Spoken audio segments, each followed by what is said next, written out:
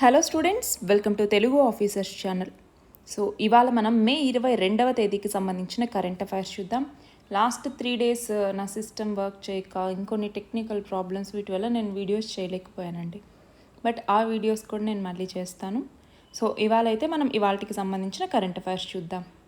మన first article చూడండి.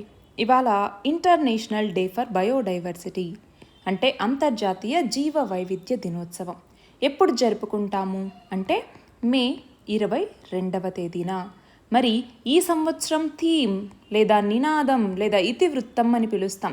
ఈ సంవత్సరం థీమ్ ఏంటి? Be part of the plan అన్నటువంటిది ఈ సంవత్సరం యొక్క థీమ్. నెక్స్ట్ చూడండి.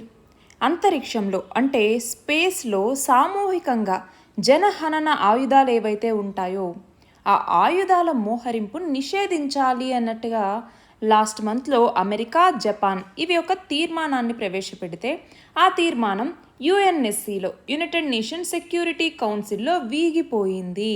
మళ్ళీ దానికి ప్రతిగా అంతరిక్షంలో అన్ని రకాల ఆయుధాల మోహరింపును నిషేధించండి అన్నట్టుగా మళ్ళీ రష్యా ఇంకో తీర్మానం పెట్టింది. మళ్ళీ రష్యాని అమెరికా అలాగే దాని యొక్క అలైస్ ఇవన్నీ ఆరోపించి మళ్ళీ ఈ రష్యా తీర్మానం కూడా వీగిపోయింది. మరి మనకు తెలుసు యుఎన్ఎస్సిలో 5 పర్మనెంట్ కంట్రీస్ ఉంటాయి, 10 నాన్ పర్మనెంట్ కంట్రీస్ ఉంటాయి. మరి అందులో ఇప్పుడు వచ్చేసరికి ఇటు రష్యాకి చైనాకి సంబంధించిన కూటమి నుంచి 7 ఓట్లు అనుకూలంగా వస్తే అమెరికా కూటమి నుంచి 7 ఓట్లు ప్రతికూలంగా వచ్చాయి.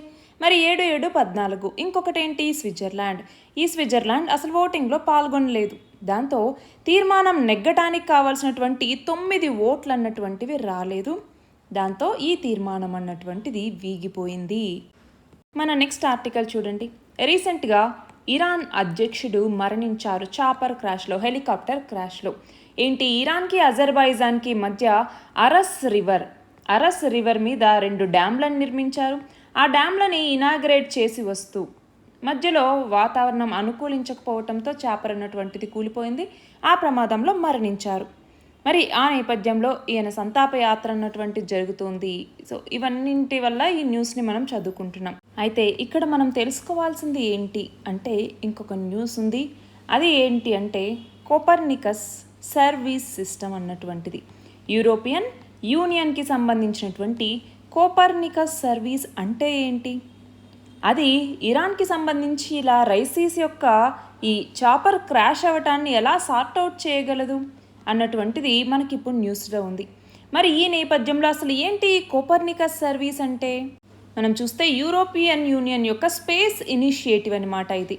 ఇనీషియల్గా దీనిని global monitoring for environment and security programme అనేసి పిలుస్తూ ఉండేవాళ్ళు.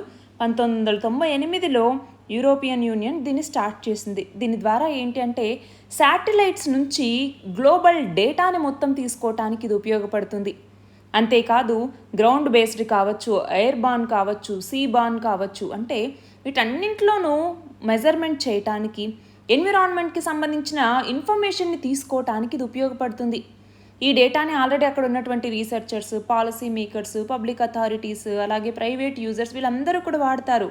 అయితే క్లైమేట్ చేంజ్కి సంబంధించి, డిజాస్టర్ మేనేజ్మెంట్కి సంబంధించి అలాగే ఇంకా అగ్రికల్చర్కి సంబంధించి ఇలా వివిధ రకాల ఇష్యూస్ని అడ్రస్ చేయడానికి ఈ యొక్క యూరోపియన్ యూనియన్ యొక్క కోపర్నికస్ ప్రోగ్రామ్ అన్నటువంటిది ఉపయోగపడుతుంది.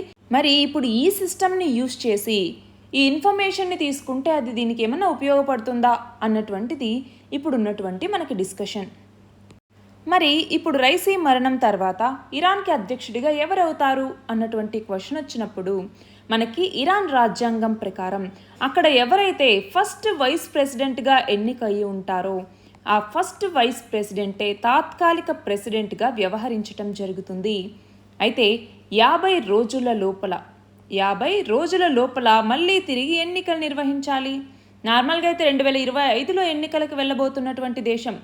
కానీ ఇప్పుడు ఈ మరణం జరగటం వల్ల తాత్కాలిక అధ్యక్షుడిగా నియమితులైనా కూడా 50 రోజుల లోపల మళ్ళీ తప్పనిసరిగా ఎన్నికలు నిర్వహించాల్సి ఉంటుంది. మన నెక్స్ట్ ఆర్టికల్ చూడండి. ప్రయాణ పర్యాటక సూచి అంటే ట్రావెల్ అండ్ టూరిజం ఇండెక్స్ అనేసి పిలుస్తూ ఉంటాం. ఎవరిస్తారు అంటే ప్రపంచ ఆర్థిక వేదిక WEF అన్నటువంటిది ఈ యొక్క రిపోర్ట్ని సూచీని విడుదల చేస్తుంది. మరి అందులో మన భారతదేశ ర్యాంక్ అన్నటువంటిది మెరుగైంది. మరి ఇప్పుడు మన భారతదేశ ర్యాంక్ అన్నటువంటిది ఈ సూచీలో ఎన్నవ స్థానంలో ఉంది అంటే 39వ స్థానంలో ఉంది. మరి ఇందులో ఏ దేశం మొదటి స్థానంలో ఉంది అంటే యుఎస్ఏ, అమెరికా మొదటి స్థానంలో నిలిచింది. అలాగే మనం చూసుకుంటే దక్షిణాసియాలో తక్కువ మధ్యస్థాయి ఆదాయం ఉన్నటువంటి దేశాల్లో అయితే భారతదేశం మొదటి స్థానంలో ఉంది. అయితే ఇక్కడ మనం గమనించాలి, 2021లో మన దేశం 54వ ర్యాంకులో ఉండింది. కానీ ఇప్పుడు 2024కి వచ్చేసరికి చూడండి 39వ ర్యాంకుని సాధించింది. అయితే ఇక్కడ ఫస్ట్ ర్యాంక్లో యుఎస్ఏ ఉందన్నాము, ఆ తర్వాత సెకండ్ ర్యాంక్లోకి వచ్చేసరికి స్పెయిన్ అన్నటువంటిది ఉంది, మూడవ స్థానంలోకి వచ్చేసరికి జపాన్ అన్నటువంటిది ఉంది, ఆ తర్వాత ఫ్రాన్స్, ఆ తర్వాత ఆస్ట్రేలియా, ఇలా ఉన్నాయన్నమాట. మరి ఈ సూచీలో ఉన్నటువంటి పారామీటర్స్ ప్రకారం చూసుకుంటే వ్యయం పరంగా అంటే ఖర్చు పరంగా మన దేశానికి 18వ ర్యాంకు, అదే విమాన రవాణాల్లోకి వచ్చేసరికి 26వ ర్యాంకు, అలాగే రోడ్లు, నౌకాశ్రయాలు, వీటికి సంబంధించిన మౌలిక వస్తువుల్లో అయితే 25వ ర్యాంకు ఉన్నాయన్నమాట. మరి ఇక్కడ మొత్తం 39వ ర్యాంక్ అన్నాం. ఎన్ని దేశాలకు గాను అంటే 119 దేశాలకు గాను మన భారతదేశం 39వ ర్యాంక్లో ఉంది. మన నెక్స్ట్ ఆర్టికల్ చూడండి, ఇండియన్ క్రెడిట్ రేటింగ్ ఏజెన్సీ లేదా ఇక్రా అంటాం. ఇక్రా అన్నటువంటిది మన భారతదేశం 4వ త్రైమాసికంలో 6.7% వృద్ధి అన్నటువంటిది నమోదు చేస్తుంది. అంతేకాదు 2023-24 పూర్తి ఆర్థిక సంవత్సరానికి వృద్ధి రేట్ అన్నటువంటిది 7.8%కి చేరొచ్చు అన్నట్టుగా అంచనా వేసిందనమాట.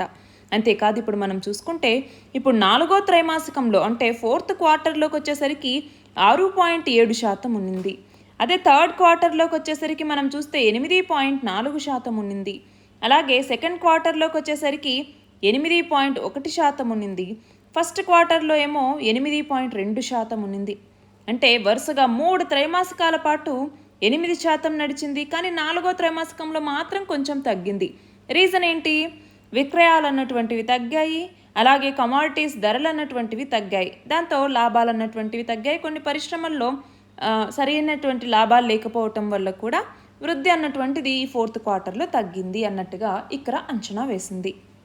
నెక్స్ట్ ఆర్టికల్ చూడండి, ఆస్బెస్టాస్ సిమెంట్ ఉత్పత్తులకి సంబంధించి వేరే దేశాల నుంచి మనకి చాలా తక్కువ స్టాండర్డ్స్ ఉన్నటువంటి ఉత్పత్తులు దిగుమతి అనేటటువంటిది జరుగుతోందో వాటిని తగ్గించాలి అన్నట్టుగా, అలాగే మన దేశంలో వీటి యొక్క తయారీని ప్రోత్సహించాలి అన్నట్టుగా ప్రభుత్వం ఇదిగో ఆస్బెస్టాస్ లేదా ఫైబర్ సిమెంట్ యొక్క ఉత్పత్తులకి సంబంధించి తప్పనిసరి నాణ్యతా నిబంధనలు పాటించాలి అన్నట్టుగా ఆర్డర్స్ని తీసుకొచ్చిందనమాట.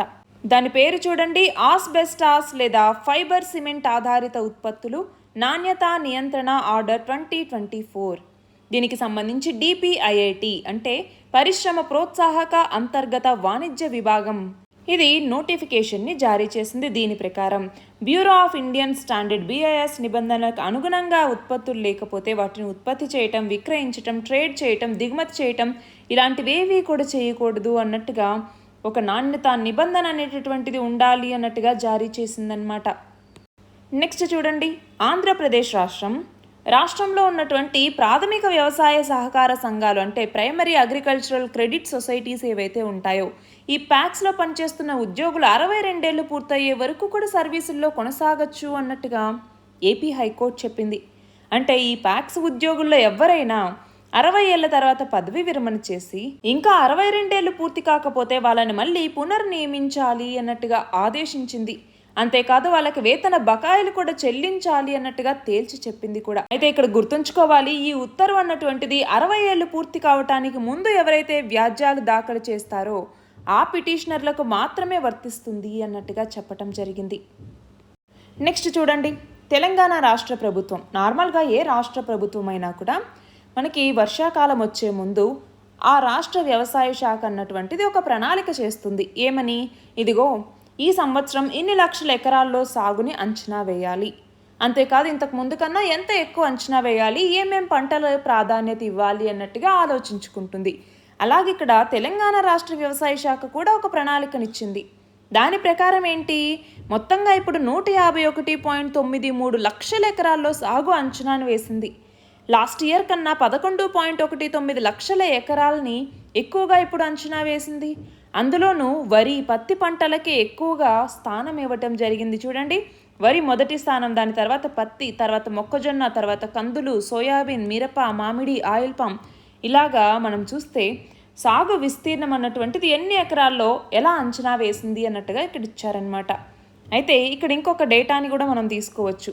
దీని ప్రకారం ఎంత ఎక్కువగా పంటలు అన్నటువంటివి తెలంగాణలో పండుతున్నాయి, అందులో ఏ ఏ స్థానాల్లో ఏమేమి ఉన్నాయి అన్నటువంటిది అట్లీస్ట్ ఎస్టిమేట్ చేయొచ్చు కదా మనము. ఫర్ ఎగ్జాంపుల్, తెలంగాణలో ఆయిల్ పామ్ పండుతోంది. మరి ఏ స్థానంలో ఉంది? అట్లీస్ట్లో లేదు, అలాగే హయ్యెస్ట్లో లేదు. ఇంతకుముందు తెలంగాణలో బీఆర్ఎస్ ప్రభుత్వం ఉన్నప్పుడు ఏం చేసింది? ఇదిగో ఆయిల్ పామ్ని మరింత ఉత్పత్తి పెంచాలి అనుకుంది, కానీ అనుకున్నంత స్థాయిలో ఆ ఉత్పత్తి అన్నటువంటిది జరగలేదు. సో ఇంకా ఇక్కడే ఉండిపోయింది. సో అలా అనాలిసిస్ చేయడానికి మనకి ఇది ఉపయోగపడుతుంది. మన నెక్స్ట్ ఆర్టికల్ చూడండి. మానేరులో ఏదైతే ఇసుక తవ్వకాలు అనేటటువంటివి జరుగుతూ ఉన్నాయో అవి చట్ట విరుద్ధం. మైనింగ్కి అలాగే టీఎస్ఎండిసికి అంటే మినరల్ డెవలప్మెంట్ కార్పొరేషన్కి చెరకు 25 కోట్లు గోదావరి రివర్ మేనేజ్మెంట్ బోర్డుకి చెల్లించాలి అన్నట్టుగా చెన్నైలో ఉన్నటువంటి గ్రీన్ ట్రిబ్యునల్ బెంచ్ అన్నటువంటిది ఆదేశాలు జారీ చేసింది. మరి ఆ నేపథ్యంలో ఇప్పుడు మనం గమనించాలి, గోదావరికి సంబంధించినటువంటి ఈ యొక్క ఉపనదులు లేదా ట్రిబ్యూటరీస్ ఏంటి అన్నటువంటిది మనం ఒక్కసారి కనుక చూస్తే చూడండి. నదికి సంబంధించి రైట్ సైడ్లో ఉన్నటువంటివేమో రైట్ బ్యాంక్ ట్రిబ్యూటరీస్ అంటాం, లెఫ్ట్ సైడ్లో ఉన్నటువంటివేమో లెఫ్ట్ బ్యాంక్ ట్రిబ్యూటరీస్ అంటాం. మరి చూడండి, మంజీరా, గౌతమి, గోదావరి నది అన్నటువంటిది ఇక్కడ ఉంది. పెన్గంగ, వార్ధ, వైన్గంగ, ప్రాణహిత, ఇంద్రావతి, శబరి, సీలేరు ఇవన్నీ కూడా గోదావరికి సంబంధించినటువంటి ఉపనదులు. సో అడగచ్చు మనకి, ఇందులో ఏవి రైట్ బ్యాంక్ ట్రిబ్యూటరీస్ అని అడిగి లెఫ్ట్ బ్యాంక్ ట్రిబ్యూటరీ ఇవ్వచ్చు. సో అలా ఎగ్జామ్లో అడిగినప్పుడు మనం రాయగలిగేలాగా ఉండాలి.